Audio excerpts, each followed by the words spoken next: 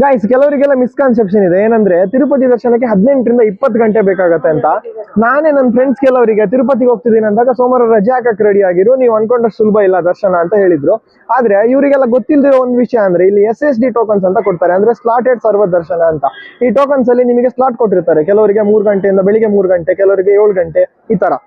ಆ ಟಿಕೆಟ್ ನ ನೀವು ತಗೊಂಡ್ರೆ, ಆ ಟೋಕನ್ ನ ನೀವು ತಗೊಂಡ್ರೆ, ಆ ಸ್ಲಾಟ್ ಟೈಮಿಗೆ ಹೋದ್ರೆ 2 ಗಂಟೆಯಲ್ಲಿ ದರ್ಶನ ಆಗುತ್ತೆ. ನಮಗೆ ಇವತ್ತು 3 ಗಂಟೆ ಸ್ಲಾಟ್ ಸಿಕ್ಕಿತ್ತು ಬೆಳಿಗ್ಗೆ, ನಾವು 3 ಗಂಟೆಗೆ ಹೋಗಿದ್ವಿ, 5:15 ನಾವು ದರ್ಶನ ಆಗಿ ವಾಪಸ್ ಬಂದಿದ್ದೀವಿ. ಇದು ಲಿಮಿಟೆಡ್ ಇರುತ್ತೆ, ಅಂದ್ರೆ 16,000 ಕೊಡ್ತಾರಂತೆ ವೀಕೆಂಡ್ ಅಲ್ಲಿ. ವೀಕ್ ಡೇಸ್ ಅಲ್ಲಿ 12,000 ಏನೋ ಕೊಡ್ತಾರಂತೆ. 3 ಕಡೆ ಕೊಡ್ತಾರೆ, ಒಂದು ಶ್ರೀನಿವಾಸ ಕಾಂಪ್ಲೆಕ್ಸ್, ಆಮೇಲೆ ಅದು ಬಷ್ಟಪತ್ರ ಇರೋದು, ಇನ್ನೊಂದು ವಿಷ್ಣು ನಿವಾಸ ಅಂತ ರೈಲ್ವೆ ಸ್ಟೇಷನ್ ಹತ್ರ ಇರೋದು, ಇನ್ನೊಂದು ಭೂದೇವಿ ಅಂತ ಅದು ಅಲ್ಲಿಪ್ರಿ ಸ್ಟೆಪ್ಸ್ ಅಂತ, ಅಲ್ಲಿ ಎಲ್ಲಿಂದ ಬೆಟ್ಟ ಹತ್ತಕ್ಕೆ ಶುರು ಮಾಡ್ತಾರೆ ಅಲ್ಲಿ ಕೊಡ್ತಾರಂತೆ. ಇವಾಗ ಅಟ್ ಪ್ರೆಸೆಂಟ್ ನಾವು ಬಂದಾಗ 1 ಗಂಟೆಗೆ ಮಧ್ಯಾಹ್ನ ಶುರು ಮಾಡ್ತಿದ್ದಾರೆ ಕೊಡಕ್ಕೆ. ಸೊ ನಾವು ಕ್ಯೂ ಅಲ್ಲಿ ಆಲ್ಮೋಸ್ಟ್ 1 ಅವರ್ ಸ್ಪೆಂಡ್ ಮಾಡಿದ್ವಿ ಟಿಕೆಟ್ ತಗೊಳಕ್ಕೆ, 1ರಿಂದ 1.5 ಅವರ್. ಟಿಕೆಟ್ ಸಿಕ್ಕಿದ್ಮೇಲೆ ನೀವು ಬೇರೆ ಕಡೆ ಹೋಗ್ಬೋದು. ನಿಮ್ಗೆ ಯಾವ ಸ್ಲಾಟಿಗೆ ಟಿಕೆಟ್ ಸಿಕ್ಕಿರುತ್ತೋ ಆ ಸ್ಲಾಟಿಗೆ ನೀವು ಎಂಟ್ರಿ ಕ್ಯೂ ಅಲ್ಲಿ ಹೋದ್ರೆ 2ರಿಂದ 2.5 ಗಂಟೆ ಅಷ್ಟೊತ್ತಿಗೆ ದರ್ಶನ ಮುಗಿಯುತ್ತೆ. ಈ ಇನ್ಫಾರ್ಮೇಶನ್ ತುಂಬಾ ಜನರಿಗೆ ಗೊತ್ತಿಲ್ಲ, ಅದ್ರಲ್ಲಿ ಕನ್ನಡದವ್ರಿಗೆ ಗೊತ್ತಿಲ್ಲ. ತೆಲುಗಲ್ಲಿ ತುಂಬಾ ರೀಲ್ಸ್ ಇದೆ, ಅದನ್ನ ನೋಡ್ಕೊಂಡು ಬರ್ತಾರೆ.